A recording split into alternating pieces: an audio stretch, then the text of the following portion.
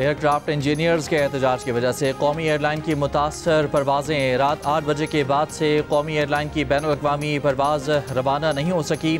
Medina, Jeddah, Dammam, Abu Dhabi, Dubai की परवाज़ें मुतासर होने से मुसाफिरों को शदीद मुश्किलात। तर्जुमान कौमी एयरलाइन का कहना है कि सोसाइटी ऑफ एयरक्राफ्ट इंजीनियर्स की कोई कानूनी हैसियत नहीं। इस तहरीक का बुनियादी मकसद कौमी एयरलाइन की निजकारी को सबूताज करना है। सेफ्टी का बहाना बनाकर मनसूबे के तहत बैक वक्त काम छोड़ना मजमूम साजिश है। CEO कौमी एयरलाइन की एयरक्राफ्ट इंजीनियर्स के खिलाफ सख्त कार्रवाई की हिदायत।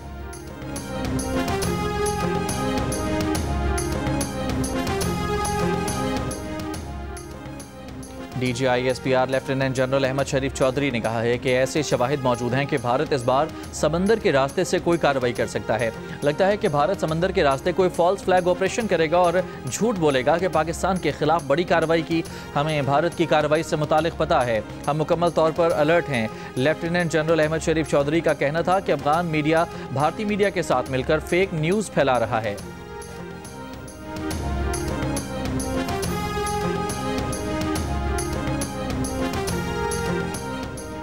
DGISPR ने कहा है कि पाकिस्तान ने अमेरिका को अफगानिस्तान पर हमले के लिए अपनी सरजमीन के इस्तेमाल की इजाज़त नहीं दी। अमेरिकी ड्रोन्स के जरिए पाकिस्तान से अफगानिस्तान में हमले का इल्ज़ाम झूठा है। न हमारा अमेरिका के साथ कोई ऐसा मुआहदा है कि अमेरिका पाकिस्तान से ड्रोन के जरिए अफगानिस्तान में कार्रवाई करे।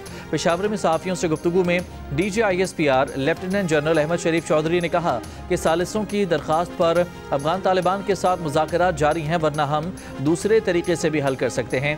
दोहा और इस्तांबुल में एक नुकाती एजेंडे पर बात हुई और वो था अफगानिस्तान से सरहद पार दहशतगर्दी का खात्मा। पाकिस्तान में अफगानिस्तान से होने वाली दहशतगर्दी में अफगान फौज के सिपाही भी मुलविस हैं। सरहदी इलाकों में मारे गए दहशतगर्दों में बड़ी तादाद अफगान तालिबान दहशतगर्दों की है। इंटेलिजेंस बेस्ड ऑपरेशन में 1667 खारजी दहशतगर्द मारे गए, जिनमें 128 अफगान तालिबान दहशतगर्द थे। DGISPR का कहना था कि वादी तीरा में ड्रोन्स ANF और FC के जरिए पोस्ट तलब की गई।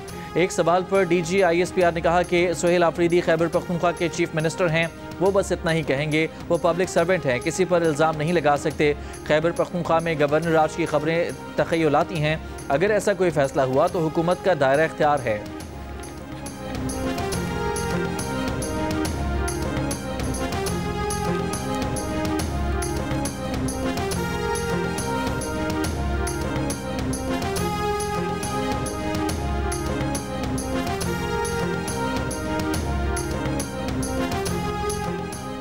वज़ीर-ए-आज़म शहबाज शरीफ ने पीपल्स पार्टी से 27वीं आइनी तरमीम की हिमायत की दरख्वास्त कर दी। बिलावल भुट्टो ने पीपल्स पार्टी की सेंट्रल एग्जीक्यूटिव कमेटी का इजलास जुमेरात को तलब कर लिया। बिलावल का कहना है कि मुजवज़ा 27वीं आइनी तरमीम में आइनी अदालत का क़याम, एग्जीक्यूटिव मजिस्ट्रेट्स की बहाली और जजेस के तबादले का इख्तियार शामिल है। NFC में सूबाई हिस्से के तहफ़्फ़ुज़ का खात्मा और आर्टिकल 243 में तरमीम के नुकात भी मुजवज़ा 27वीं तरमीम का हिस्सा हैं। तालीम और आबादी की मनसूबाबंदी के इख्तियारात की वफाक को वापसी और इलेक्शन कमीशन की तकर्रुरी पर जारी तातुल ख़त्म करना भी 27वीं तरमीम में शामिल हैं। बिलावल ने कहा कि वज़ीर-ए-आज़म शहबाज शरीफ ने 27वीं तरमीम की हिमायत की दरख्वास्त उस वक्त की जब उनकी क़यादत में नून लीग का वफ़द सदर जरदारी और उनसे मिलने आया था।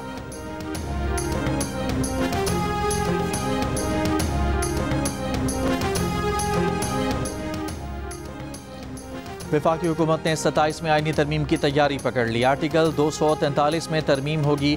मुजवज़ा तरमीम में आइनी अदालतों का मामला भी शामिल। एग्जीक्यूटिव की मैजिस्ट्रेलियल पावर की डिस्ट्रिक्ट लेवल पर तरसील भी मुजवज़ा तरमीम में शामिल होगी। इसके साथ पूरे मुल्क में एक ही निसाब का होना भी 27वीं तरमीम की तैयारी में ज़ेर गौर आने का इम्कान है। वज़ीर मुमलिकत बराए कानून बैरिस्टर अकील मलिक ने कहा है कि 27वीं तरमीम पर बातचीत चल रही है, लेकिन बाज़ाब्ता काम शुरू नहीं हुआ। जियो न्यूज़ के प्रोग्राम रिपोर्ट कार्ड में बात करते हुए अकील मलिक ने कहा कि NFC अवार्ड के मौजूदा फार्मूले में तब्दीली की ज़रूरत है। चीफ इलेक्शन कमिश्नर की तकर्रुरी के लिए साबिक वज़ीर-ए-आज़म और फिर उमर अयूब ने आइन की पाबंदी नहीं की, इसलिए इस मशावरत को भी बेहतर बनाना होगा।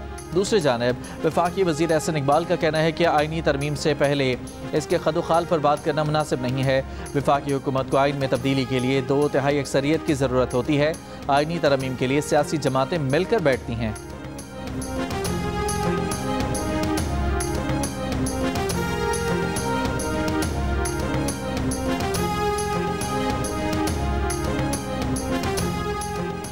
तहरीक इंसाफ के रहनुमा असद कैसर ने कहा है कि 27वीं तरमीम की तजावीज़ मुस्तरद करते हैं। 27वीं तरमीम से अदलिया का किरदार मुकम्मल ख़त्म किया जा रहा है। अगर पीपल्स पार्टी 27वीं तरमीम के खिलाफ खड़ी हो तो हम उनसे बातचीत के लिए तैयार हैं। आइन की बहाली NFC अवार्ड पर बिलावल भुट्टो से भी बात करने को तैयार हैं। जियो न्यूज़ से गुफ्तगू में कहा कि 26वीं तरमीम के दौरान भी आइनी अदालत की तजवीज़ थी। हम आइनी बेंच के भी खिलाफ थे। समझते हैं कि एक ही सुप्रीम कोर्ट है। अब भी तमाम अहम केसेस आइनी बेंच की तरफ चले जाते हैं। सेनेटर अली जफर ने प्रोग्राम कैपिटल टॉक में बात करते हुए कहा कि 27वीं तरमीम में सदारती इख्तियारात और NFC को छेड़ा जा रहा है। पीपल्स पार्टी 18वीं तरमीम को ट्रॉफी समझती रही है। देखना चाहते हैं कि 27वीं तरमीम पर पीपल्स पार्टी क्या पोजीशन लेती है।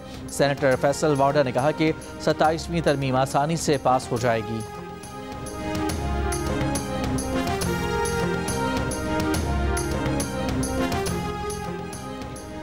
वज़ीर-ए-आज़म के मुशीर बराए सियासी अमूर राना सनाउल्लाह का कहना है कि 27वीं तरमीम को ऐसी खौफनाक चीज़ बनाकर पेश किया जा रहा है जैसे तूफ़ान हो।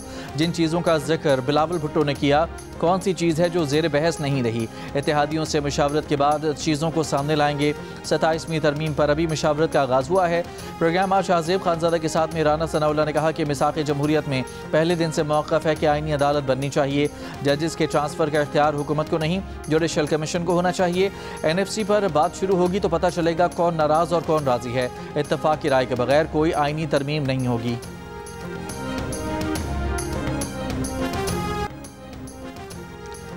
सऊदी अरब इब्राहिमी मुआहदे में शामिल होगा, हम हल निकाल लेंगे। अमेरिका के सदर ट्रंप का इंटरव्यू में दावा।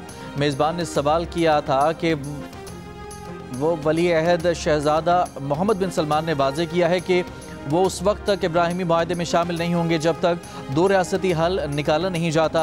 सदर ट्रंप ने कहा कि उन्हें यकीन नहीं कि आया ये दो रियासती हल होगा, क्योंकि ये इसराइल और मुझ पर मुनहसर है। सऊदी वली अहद इस माह व्हाइट हाउस का दौरा करेंगे।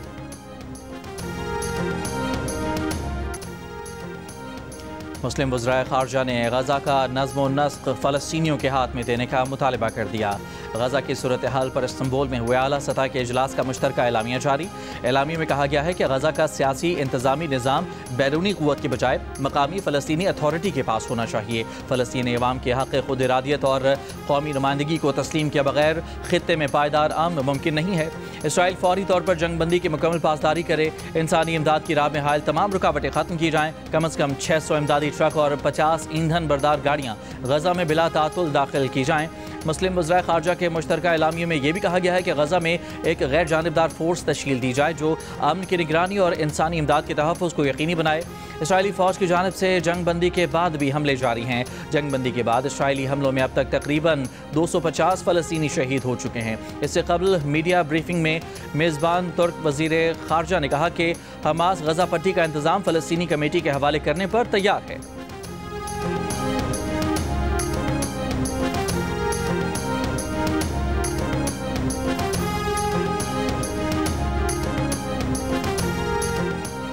पाकिस्तान समेत दुनिया के दीगर मुल्क किसी को बताए बगैर एटमी तजुर्बात कर रहे हैं।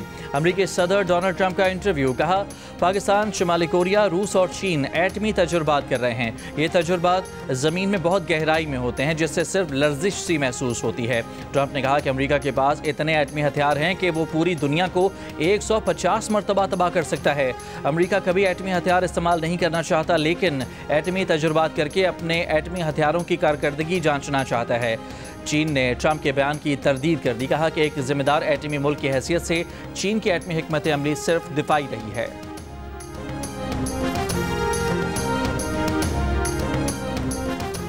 वज़ीर इत्तलात अताउल्लाह तारड़ ने कहा है कि भारत अभी तक पाकिस्तान के खिलाफ साजिशों में मसरूफ़ है। कोस्ट गार्ड्स ने भी भारत के लिए जासूसी करने वाले मल्लाह को गिरफ्तार किया। सेमिनार से खिताब में वफाकी वज़ीर इत्तलात ने कहा कि हदफ बैरूनी सरमायाकारी का फ़रोग़ है। वस्त एशियाई रियासतों के साथ मजबूत रवाबित, तजारत के लिए पाकिस्तानी बंदरगाहों का इस्तेमाल हमारी तरजीह है। वज़ीर दिफ़ा ख्वाजा आसिफ ने कहा कि पाकिस्तान की खारजा पॉलिसी एक नए मरहले में दाखिल हो चुकी है। पाकिस्तान और चीन CPAC फ़ेज़ 3 पर काम बढ़ाने के लिए पुरज़्म हैं। वस्त एशियाई ममालिक अज़रबैजान और तुर्कमानिस्तान तक रसाई में नुमाया बेहतरी आई है।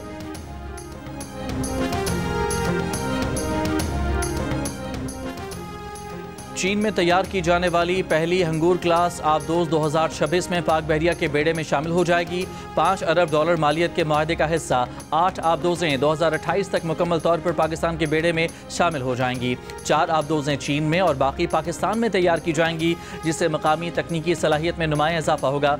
पाकिस्तान के naval chief admiral Naveed Ashraf का चीनी सरकारी मीडिया को इंटरव्यू, कहा कि ये आबदोजें बहरा अरब और बहरा हिंद में पाकिस्तान की निगरानी और दिफाई ताकत को मजबूत बनाएंगी। मुस्लिम वज़राए ख़ारजा इजलास में शिरकत के लिए तुर्की में मौजूद नायब सदर इसहाक डार की तुर्क हम मनसब से मुलाकात। गज़ा पर वज़ारती इजलास के इनेकाद को सराहा। दोनों रहनुमाओं ने गज़ा अमन मुआहदे पर मुकम्मल अमल दरामद को नागुज़ीर करार दिया। इसहाक डार ने कहा कि मकबूजा फ़लस्तीनी इलाकों से इसराइली अफवाज का फ़ौरी इनखला किया जाए। फ़लस्तीनी अवाम तक इंसानी इमदाद की बिला रुकावट फराहमी यकीनी बनाई जाए। गज़ा की तामीर नौ के लिए ठोस इक़दाम की ज़रूरत है। दोनों वज़राए ख़ारजा का इलाक़ाई और आलमी अहमियत के अमूर पर भी तबादला ख्याल।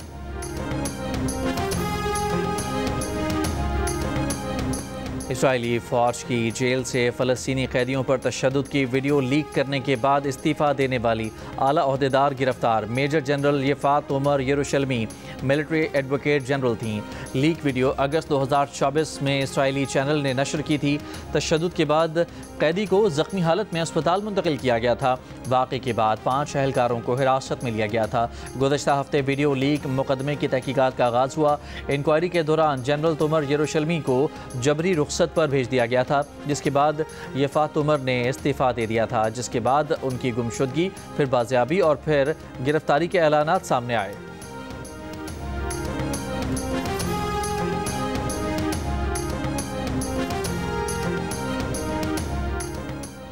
खैबर पख्तूनख्वा असम्बली की पार्लिमानी सिक्योरिटी कमेटी का इजलास। IG पुलिस और चीफ सेक्रेटरी ने ब्रीफिंग दी। वज़ीर कानून KP आफ्ताब आलम ने कहा कि इजलास इन कैमरा हुआ, जिसके बायस बहुत कुछ नहीं कह सकते। सिक्योरिटी कमेटी के इजलास के बाद तवक्को है कि अपोजिशन हमारे साथ होगी। पार्लिमानी सिक्योरिटी कमेटी के मज़ीद इजलास भी होंगे। इजलासों के बाद TORs बनाए जाएंगे।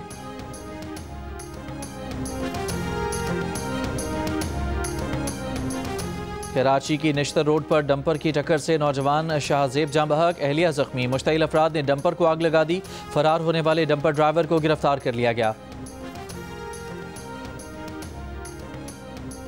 हैदराबाद में 24 घंटों के दौरान डेंगू के मजीद 570 मरीज रिपोर्ट। शहर में 2 माह के दौरान घरों में डेंगू से जाँ बहक अफराद की तादाद 26 हो गई।